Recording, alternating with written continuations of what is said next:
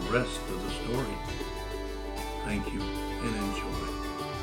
3 and a quarter, I'm at 300 pound, I hit him in a really good 3 and a quarter, go really good 325 pound on money at 300, 3 and a quarter, hit him in a really good 3 and a quarter.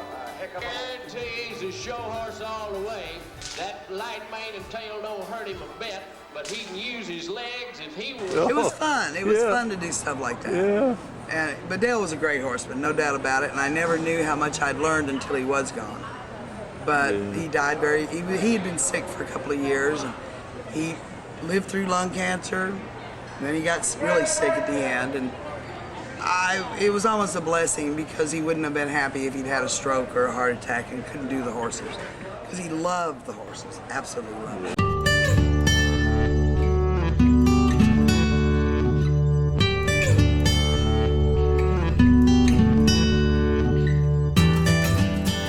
Okay, well, I was born in Detroit, Michigan. My father moved the family down to San Antonio, Texas, and opened his own shoe stores, children's shoe stores. So we moved, the whole family moved to San Antonio, my mother, my sister, my father, and myself. So we lived down there, and I started taking riding lessons at Blue Ridge Stables when I was about 9 years old. And then I started teaching when I was 12, 13.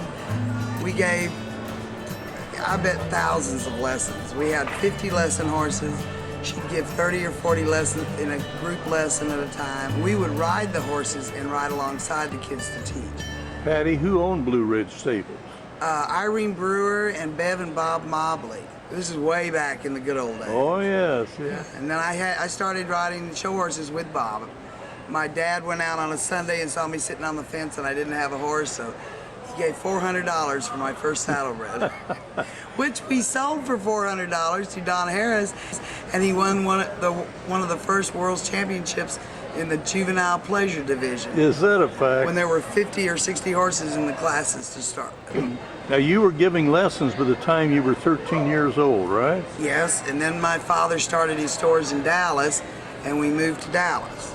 And so I moved my horses to a walking horse barn for a year and worked them myself. Then it interfered with school, which I didn't like school anyway, so it interfered going to school and all. And so he liked Dale Milligan, so I moved my horses, the show horses, to Dale. I kept a couple of pleasure horses in Dallas to work. Now what year would that have been?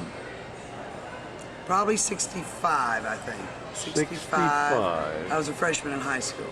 And I'd fly down on Saturday mornings with Mamie Stanley, Tom Stanley's daughter, on their jet. We'd fly to Houston on early Saturday morning, ride, and be back by noon. I'd be back at work at the shoe store by noon. So you worked in the shoe store? Oh, yeah, sold shoes. But your life and love was horses? Yes, my father even offered to open me a shoe store if I would quit the horses, and no, I'm going to do horses. So I ended up marrying my horse trainer. Well, okay, you moved your horses to Dale, and how old were you then? Did you say about 19? No, you were younger I was about 14, than 15. Yeah, and kept them down there, and then graduated from high school, and a couple of years later, Dale and I got married. You did, I'll be darned.